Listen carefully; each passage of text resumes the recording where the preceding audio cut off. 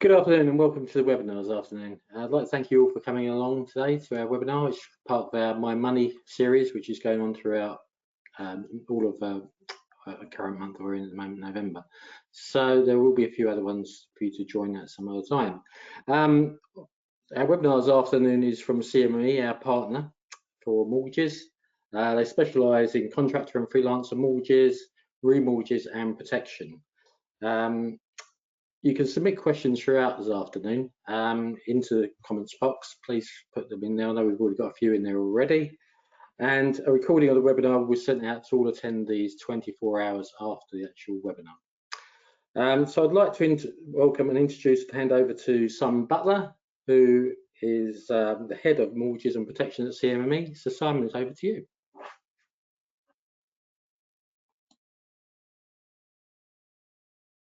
Thank you, Peter.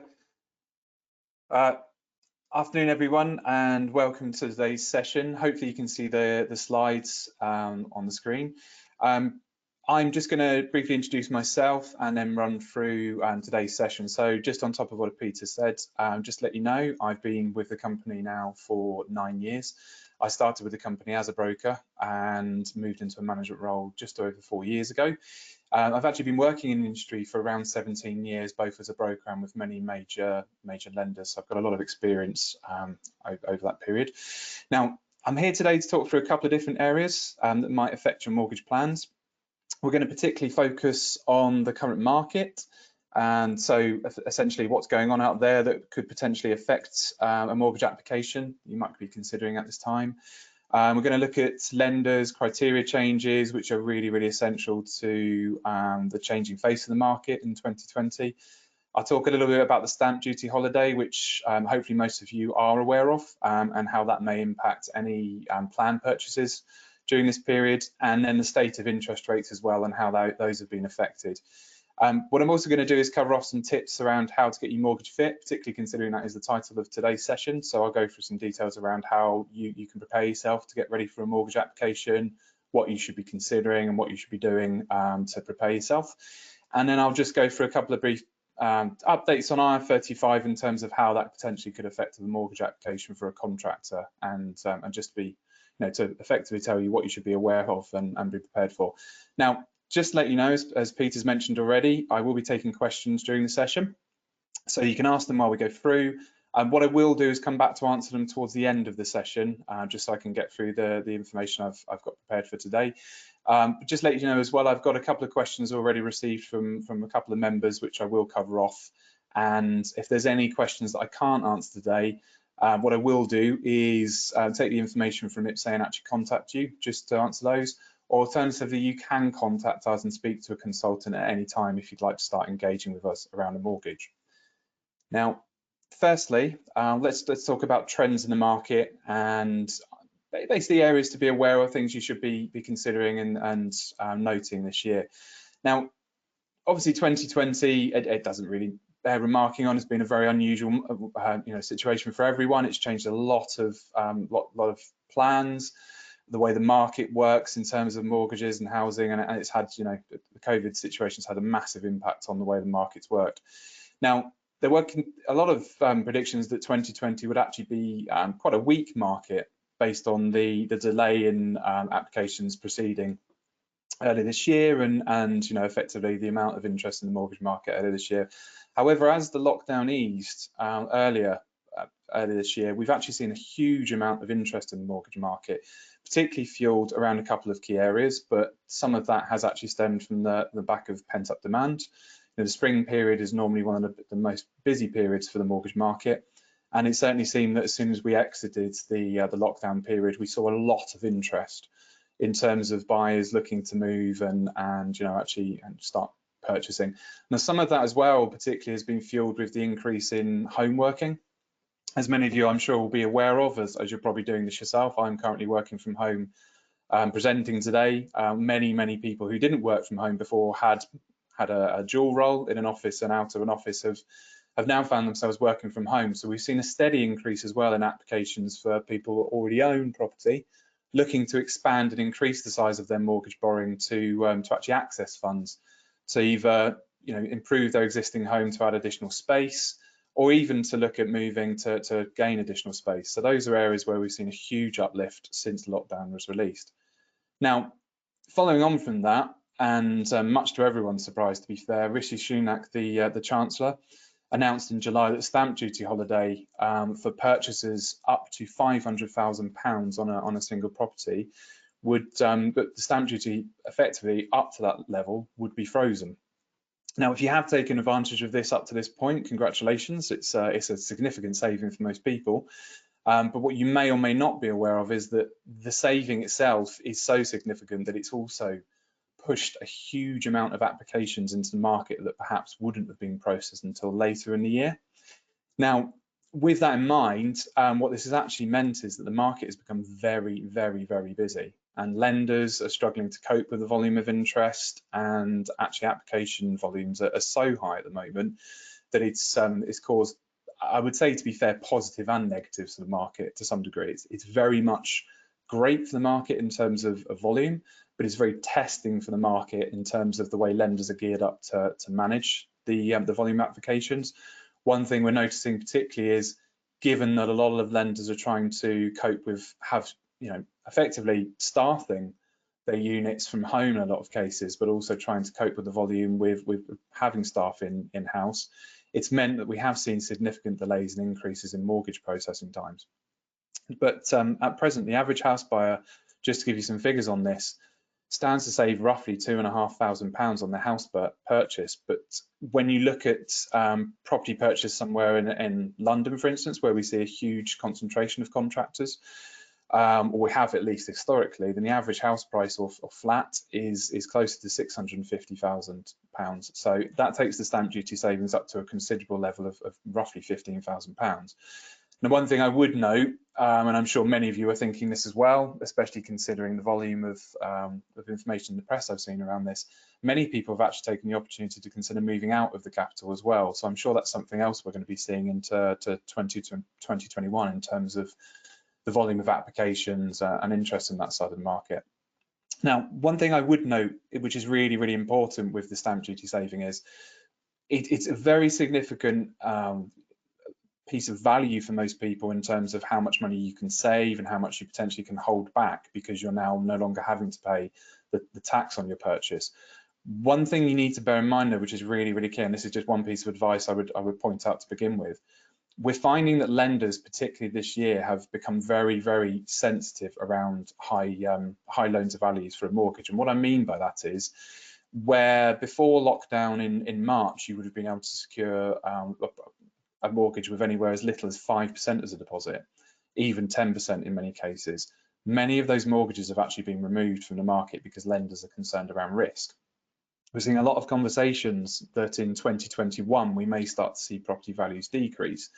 So the part of the argument being put forward by lenders is that at this stage, to manage that flow, they're actually dropping those options at this stage to try and cover off any checks and balances they may see in property values coming in and reducing next year. So it's something to be aware of in as far as the saving you're making on your stamp duty, you may have to consider using that money to actually increase your deposit.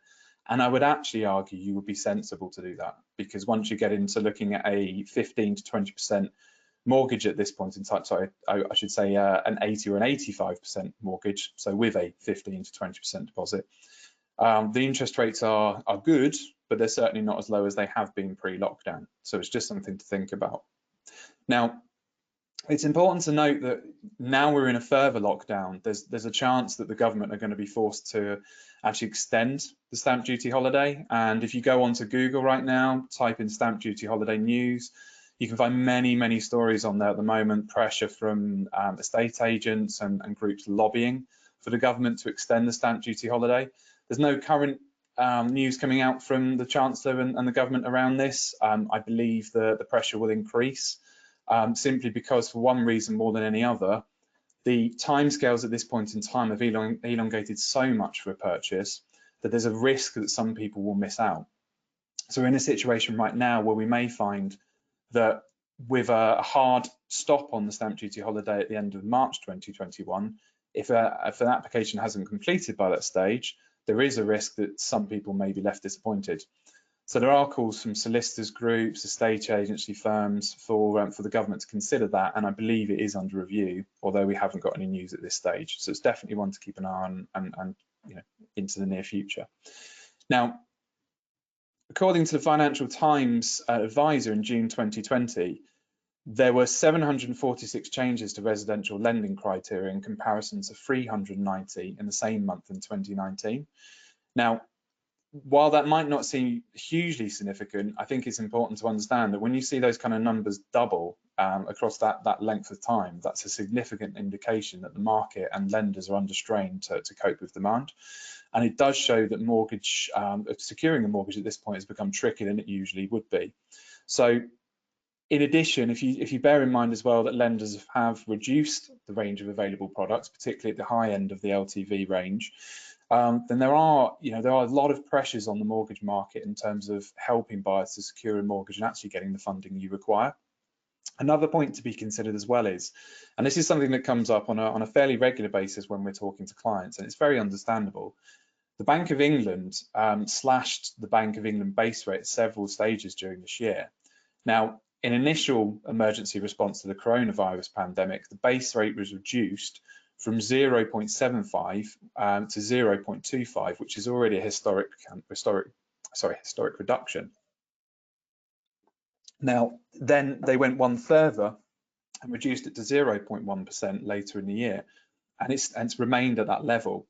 And I completely understand, and the argument here is, well, if lenders are seeing this happening and the Bank of England have done this, surely it's putting pressure on lenders to consider dropping interest rates even further, to loosen up and to effectively offer more options at a far cheaper rate.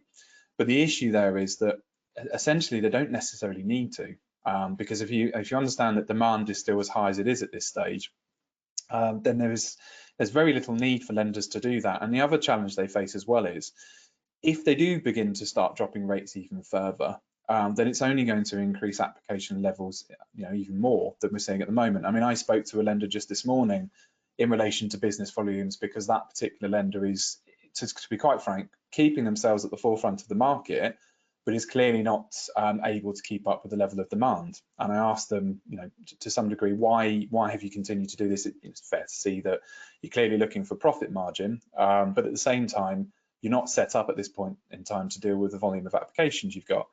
And to some degree, the answer back was a balance of that point, that they feel that they've increased their interest rates to try and stem the tide. However, they're clearly keeping themselves within the top 4 to 5 lenders in the market. And what that means is they're still going to receive a similar level of applications that they were before making those changes.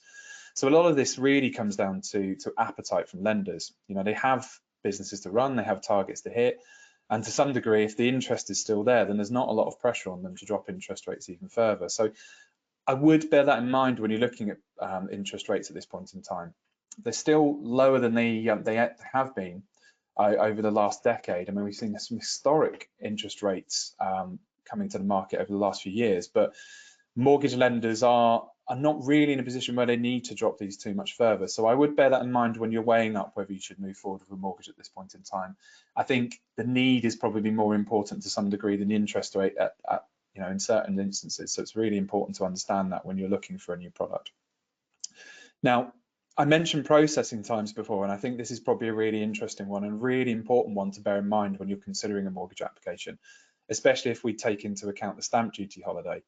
Now, if we go back to, say, March this year before the lockdown, and a client came to us asking roughly, if I put in an offer for a property now, give you all the documents and information you require to proceed with a mortgage application, roughly how long should I expect before I receive a mortgage offer from the lender? And bearing in mind that process effectively means going through the application, supplying the documents, underwriters reviewing the case, and a surveyor coming out and assessing the property for suitability.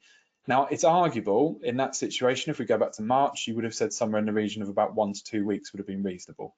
And that is about right. I mean, we have some lenders still that would have taken anywhere between 2 to 4, but 1 to 2 weeks would have been reasonable.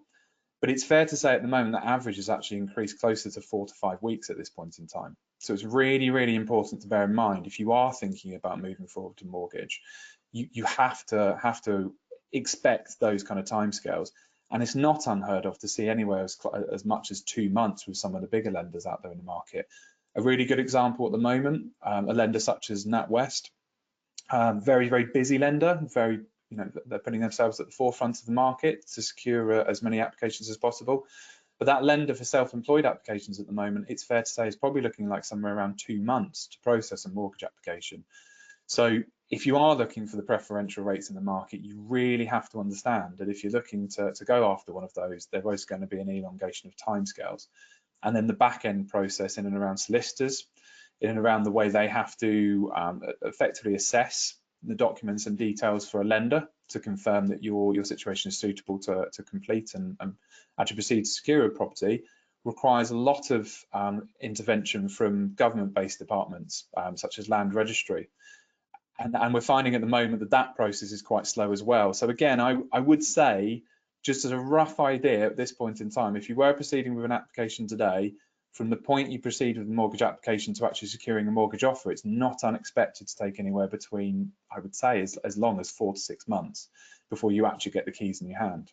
It might sound like quite a long period, but I think this should also highlight why people in the industry, such as ourselves, are really, really interested to see what the government do with the stamp duty shut-off date at the end of March 2021, as that could have a significant impact on the housing market. Now, if we have a look at moving on into tips around areas you should look at and things to think about when you're proceeding with a mortgage, bearing in mind what I've just said around preparing yourself and expecting longer than normal waiting times to actually secure a mortgage offer.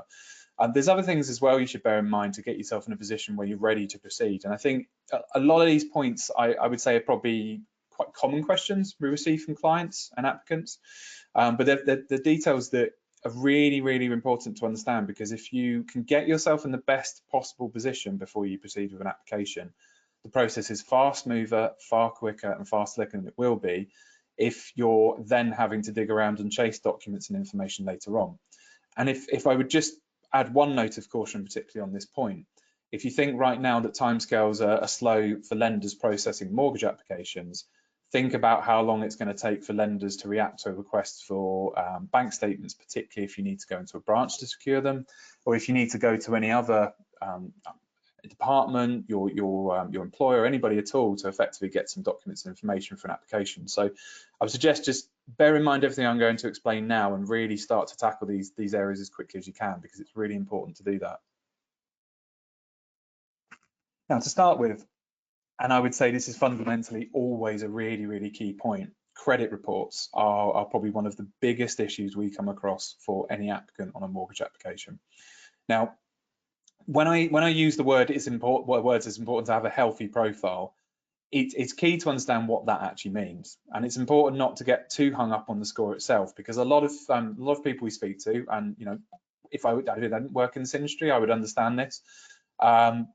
The score might appear to be poor for some applicants, and therefore might suggest that you've actually got a credit problem or there's issues. But actually, the score is an indicator of what has been going on in your recent activity.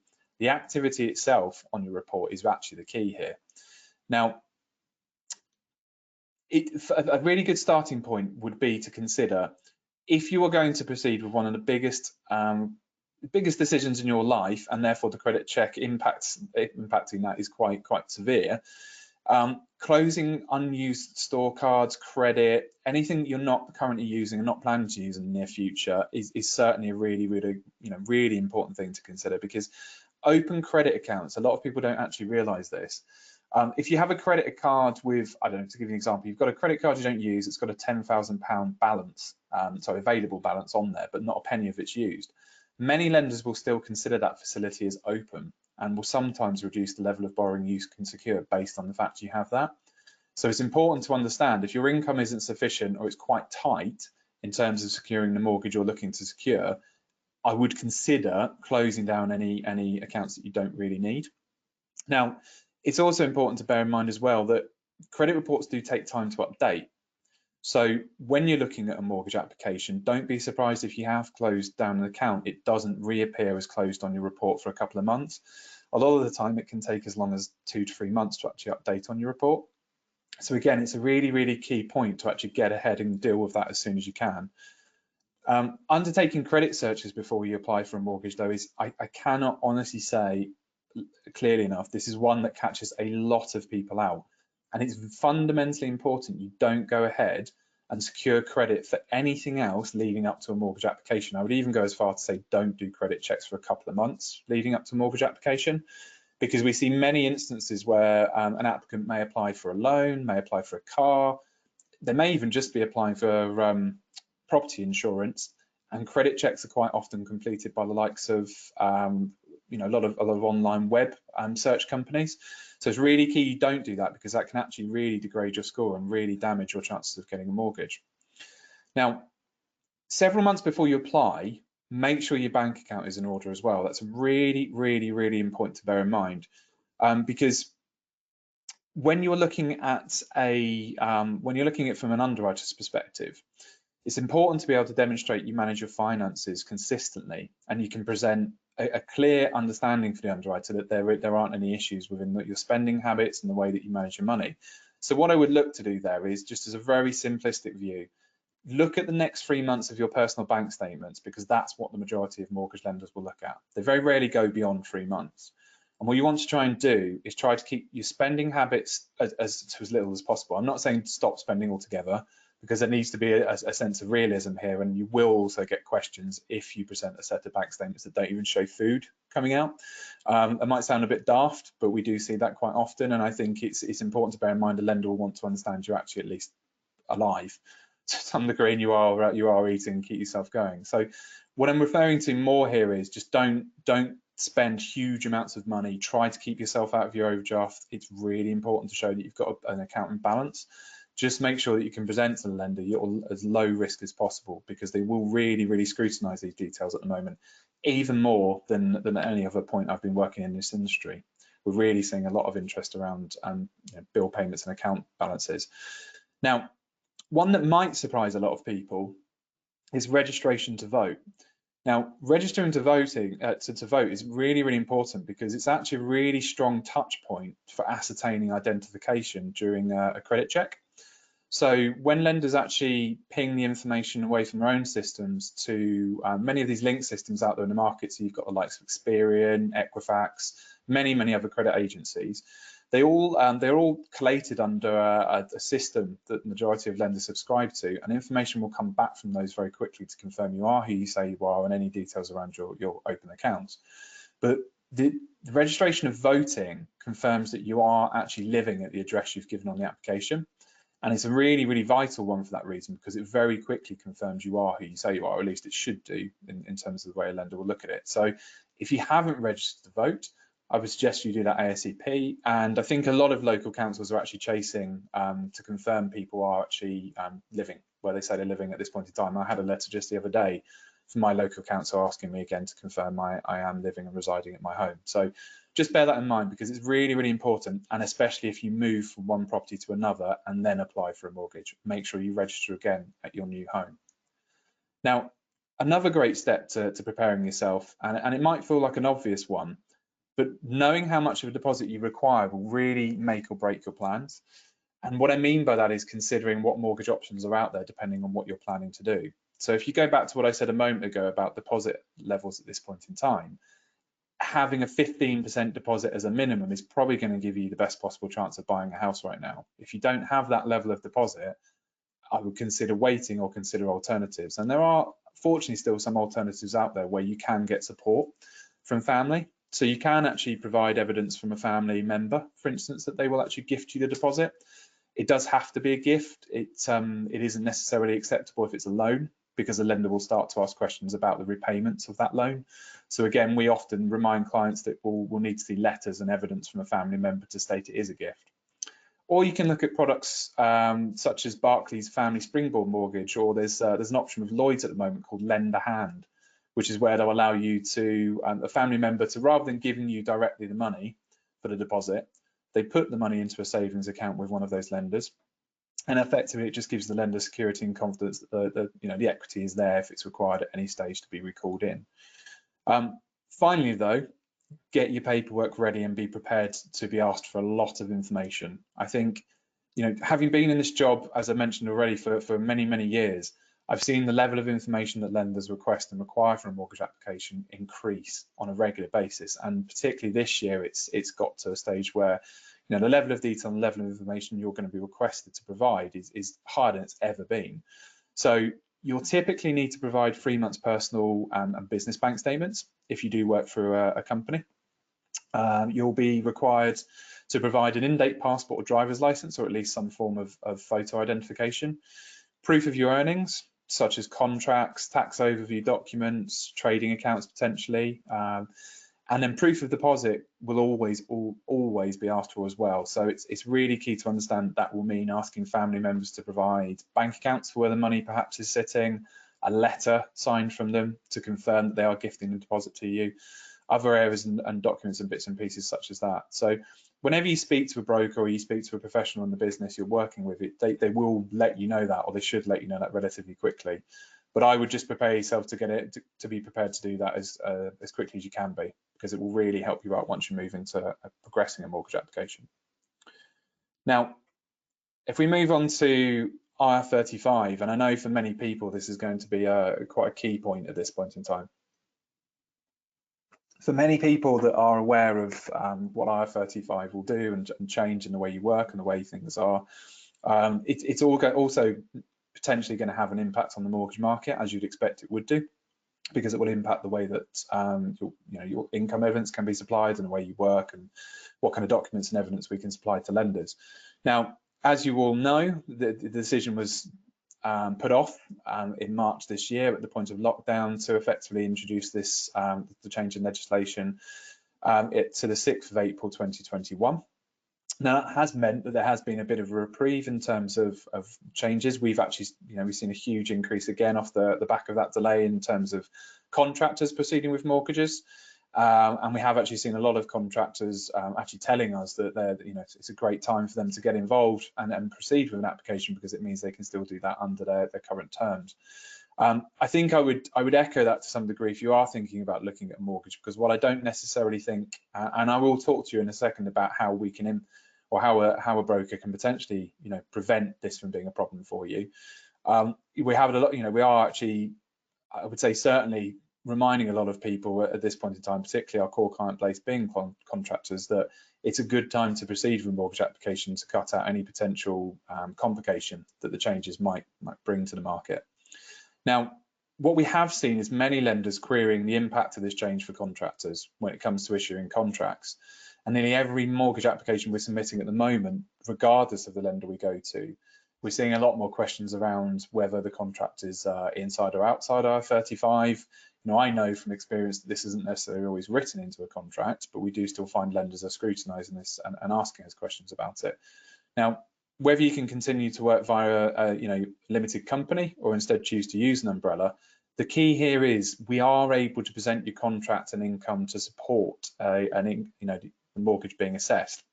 And what I wanted to do was just talk to you a little bit about that, because I think to some degree this will probably answer a couple of the questions I received before this webinar today, but should hopefully also ease some of your minds around how there are options out there as a contractor still to secure a mortgage that may negate the need to provide what you would consider to be traditional evidence and information. So umbrellas are accepted presently by a smaller number of lenders than limited companies.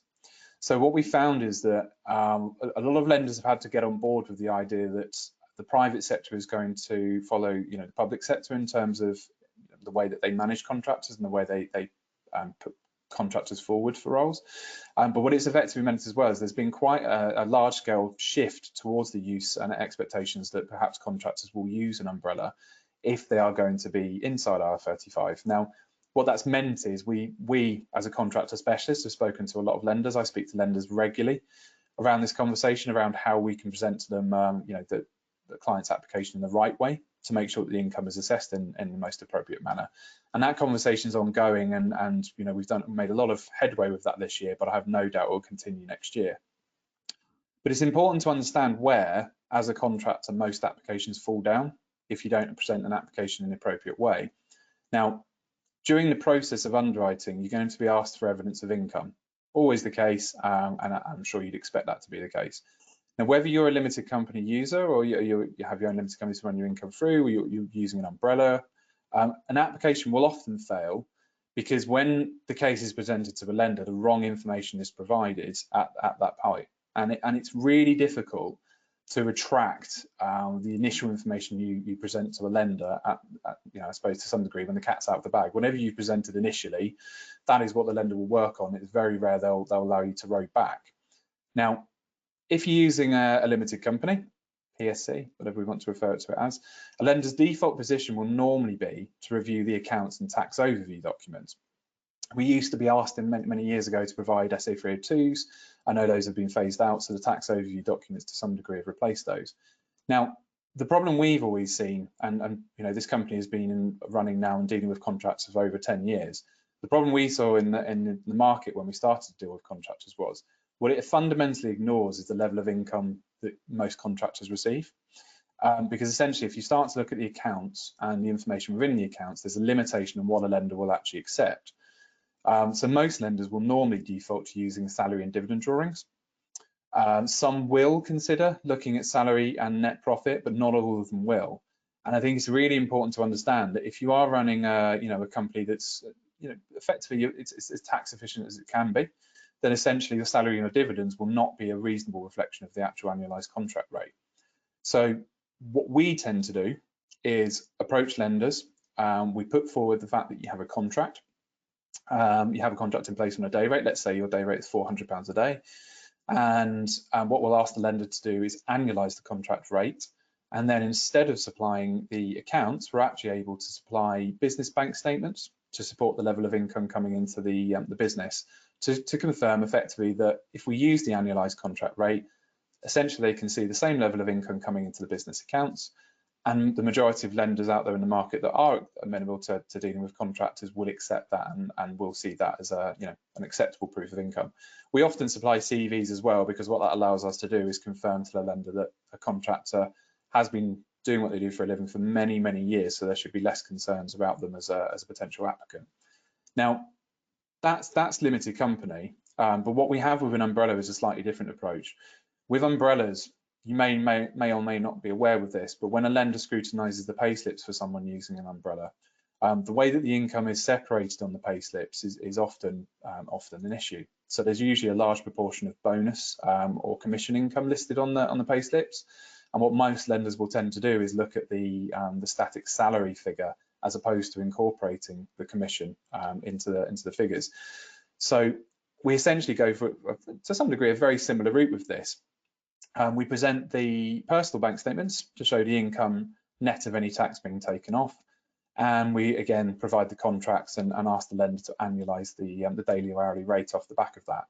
And again, if we support that with additional contracts if required, we support that with a CV or any other evidence the lender requires to circumnavigate the need to look at the payslips, we can usually then get a lender looking at the full amount of your income. So what it allows you to do is get a much, much bigger level of affordability than you would do if you were looking at just simply your accounts. Now, hopefully that's helped on a few bits and pieces and around how to get mortgage fit and just to initially explain how we can approach this for limited companies, for umbrellas. But what I also wanted to do was just move on to answer a couple of questions that I had already received today. So these came in from a couple of early responders. So first of all, a gentleman called Simon sent me some questions to answer. And I think actually I've been browsing the questions that have just been coming in, just to let you know, if I don't particularly pick out any of your questions in the box that have appeared, I will come back to you personally and answer them for you. So don't worry, I'll do that throughout the day. But I actually think a few of these answers are going to answer a couple of those questions. But if I haven't answered it, I'll still respond to you anyway and just ask if you still wanted some further clarity. By the way, as well, if you do want to speak to a consultant, we have plenty of consultants you can speak to who will be more than happy to answer these. So anyway, on to Simon's questions. So Simon asked, first of all, which sources of income do lenders take into consideration when considering a mortgage application? Is it salary, dividend, or both? Now, as I've mentioned already, if you're a contractor, the process I just outlined will be possible. So as long as we can see a contract in date, then we can go to many lenders in the market who will simply ignore the accounts altogether. They won't focus on the salary or dividends, and we won't need to worry about any of the numbers within those. What they will look at is making sure that your business account is a fair reflection of the level of income that your contract suggests you earn. Now, if we have to go down the accounts route, though, it is probably a good one to answer, because I think it still helps you to understand how a lender will assess these. And in some cases, if we can secure a more preferential rate with a lender that perhaps isn't contractor friendly, we could use your accounts to do that. So most lenders will look at the last 2 to 3 years worth of trading. There are some lenders that may consider 1 year's worth of accounts, but there are very few and far between, simply because they want to see a business moving forwards and they want to see a progression of that business improving over a couple of years period. If the figures have increased over the 2 to 3 year period, then most lenders will normally average the figures over that 2 to 3 year period as a minimum. However, if the figures have reduced, then most lenders will normally only take the most recent year from the accounts. Now, as well as having a few lenders that will consider 1 year of accounts, there are actually some out there as well that will consider net profit. There used to be some in the market that would actually take operating profit before tax, but those have actually declined. We don't have anybody in the market right now who does that. So there are some lenders that will consider net profit, and again, if the profit, the business is very profitable, if you're doing very well, then you can actually maximise the net profit figure plus your salary on top of that to actually secure a considerable level of borrowing. Now, we were also asked what multiplier is the amount loan typically based on. So is it, say, 3 times salary? Actually, it's far bigger than that. And this year we have seen some reduction around what lenders will consider or what lenders will allow. You can actually get up to as much as 4 to 4.5 times income with some lenders in the market. I should add that isn't typical across the whole market. There are some that will only cap at 4 times. But there are a significant amount that pre-lockdown in March were actually going as far as 5 times income. Now, unfortunately, what we did see is, because of a concern around risk and a concern around potential decline in the market, many lenders, particularly I pull out these two because they are quite high profile. So someone like Barclays actually reduced theirs down from 5 times to 4.49 times borrowing. Still fairly significant though.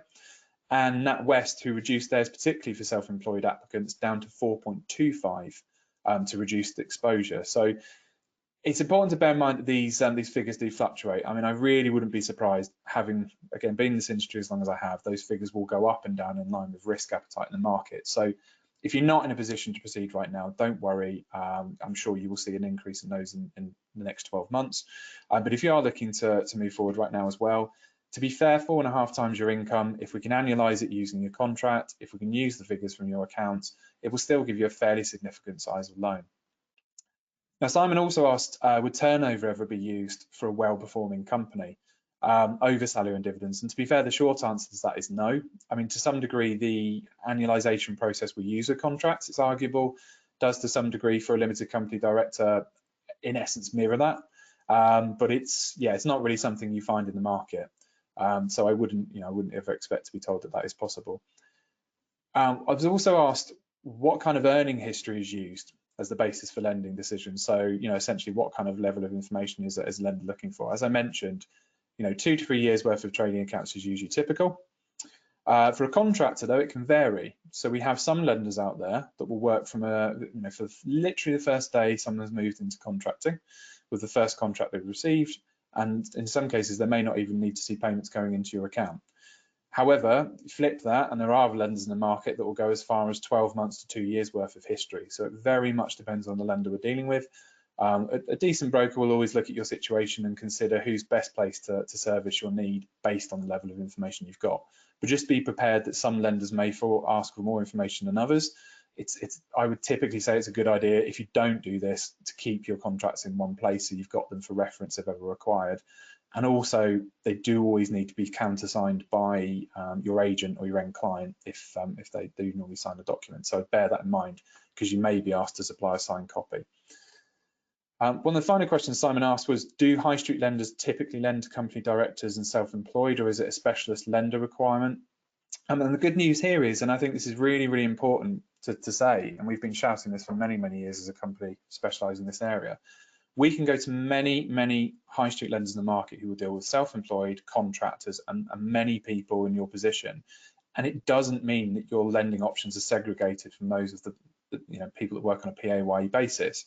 So you can secure products that are as favourable as the product's available to someone that works on a PAYE basis, and you aren't limited with the vast majority of lenders in the market. It's really important to understand that. So don't be worried that you're going to be charged a premium just because of the way you work, because that is not the case. And I've also mentioned, just to highlight, that lenders like Barclays, NatWest are out there that will look at a contractor, particularly self-employed people. There are many, many, many others, lenders you would have heard of, that are in the same boat. Now, I've also received some questions for a gentleman called Mark. So I'll just run through these. So why lenders excluding those that potentially have been on furlough? Really, really good question at the moment, particularly in the market we're in and where we are. So, sorry, Matthew, is the sound okay? Matthew Laurie, I just saw you mention the sound had gone. It looks like it's back. Okay, perfect. So I've got why, so why lenders excluding people that are on furlough? Now, it's a really, really important one to bear in mind. I think a lot of this, I mean, to be fair, furlough has really caught a lot of lenders unaware. This certainly wasn't an expectation to have to deal with at the start of the year. And we've seen this process change over the last couple of months. If you think about the fact that a lot of people may have taken mortgage holidays as well, what lenders have had to do is rapidly change the way they assess an application to bear in mind these significant changes. So what we've seen around the furlough side of things is lenders have to some degree, definitely an attitude that it may suggest that there's a risk that someone may become unemployed at some point in the future. Arguably, that is not the case for many people. I would wholeheartedly agree with that.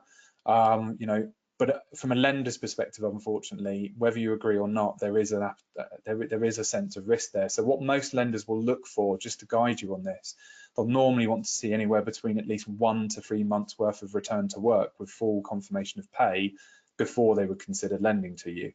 So if you have been on furlough, I would bear that in mind, because you are going to have to get yourself into a position where you have that level of evidence before you proceed. Now, we also had a question on self-employed applicants, reducing tax via a limited company. How can this be tackled for a mortgage application? As I mentioned already, if we can effectively negate the need to even consider using the accounts and solely look at the contract, the day rate, and your business accounts, if we have to, then we don't necessarily have to worry about the changing face of the way your limited company has been running when accounts are being scrutinised. Now, one other question Mark asked as well was, some lenders regard limited company freelancers as being self-employed and therefore, in his experience, may remove the option of interest only. Is there a way to negate this issue? Now, actually, to be fair, I would bear in mind that to some degree, as long as we can get past the income hurdle, as I mentioned previously, then we're actually okay to start then looking at the options of interest only. And many, many lenders in the market do actually offer interest only at the moment. The problem you're always going to face with interest only, for anyone that is particularly interested in this, is repayment strategy is vital, and it's a really, really, really fundamental part of how this process works. If you aren't aware, there's 2 key options in the market on 2 repayment methods. You have a capital repayment mortgage and an interest-only mortgage. Capital repayment is very simple. A lender will simply set your mortgage up on the basis of you paying incremental chunks of capital and interest back as you go through the period of your mortgage with them. So essentially, when you get to the end of the term, you've paid it off. Now, interest only, again, is pretty much what it sounds like. You're only servicing the interest, and at some stage, the debt has to be paid off. What lenders used to do with this was consider allowing you to say, look, I'll just sell the property in 20 years, 25 years, whatever the term might be, to clear the debt. But that's become less and less of an option. And actually, what we're finding is the only way lenders will allow you to do that these days is to do that with secondary, third, fourth, fifth properties you may have in a portfolio. They won't often consider the equity you've built up in your property to allow you to do that. And the only way they will do that is if you have a significant amount of equity within the home that you're putting up as collateral. So I would bear in mind, as a benchmark, you're normally being asked to supply at least 25% as a deposit to secure an interest-only mortgage. And most lenders will ask for a considerable level of information around your repayment strategy. So you'll normally be looking at things like supplying savings account information, up-to-date valuations of property that may sit in a portfolio that you're going to use the equity from to support the mortgage. There's many other ways you can put this forward, but you will be asked for a significant level of information to actually proceed. So that's essentially it from the questions I received today. Pre the presentation today. Now, if I could just go back to a couple of the questions I was asked, I think some of these are fairly detailed. So what I may do is just cover off a few of these via email, because it might be easier to answer these for you. Just to cover one here, I can see though from Olga, can I get my mortgage through my company and then live in the property? Unfortunately not. You can't do that. You cannot secure a residential property through a company you own to actually then get a residential mortgage on it. It's simply not allowed. And there aren't lenders in the market that will do that. So I'm just going down these to see if there's any other on here. Someone else has asked if there's any plans to extend the stamp duty holiday, as mentioned before, Ash. To answer that one, keep an eye on the market. I would suggest if you keep a good eye on Google News and regularly check up on stamp duty holiday extensions, you'll see some chat around that on there. I think there's a lot of pressure on it. I haven't heard anything right now though, but we're definitely keeping an eye on it. Absolutely. Also, I think to be fair, there's a fair few questions on here. I think probably the best thing for me to do is just to answer these separately. So I will come back to you all personally and actually respond to these. I'll speak to IPSE and actually get you some details back. Just finally to finish, just for your own reference for IPSE members, if you're arranging a mortgage with us, there is the opportunity to secure a £50 Amazon voucher back on completion of the transaction. We're actually running this as an offer at this stage. Contact IPSE and they will give you the details of how to apply for that with us. But as mentioned already, if you'd like to speak to us, we have consultants available all times to deal with your requests, and they'll be more than happy to speak to you about your plans and your requirements. All consultations with CMME are free up front. We don't charge anything at all to talk to you about your requirements to begin with, and then we can discuss any fee charges as we get further into the process. But the initial consultation and conversations are completely free. I thank you for your time today. I really appreciate you giving me the time to talk to you all, and I hope this has been a worthwhile use of your time. I will answer your questions as stated already, so please don't worry if I haven't addressed them individually. And again, thank you for attending, and take care.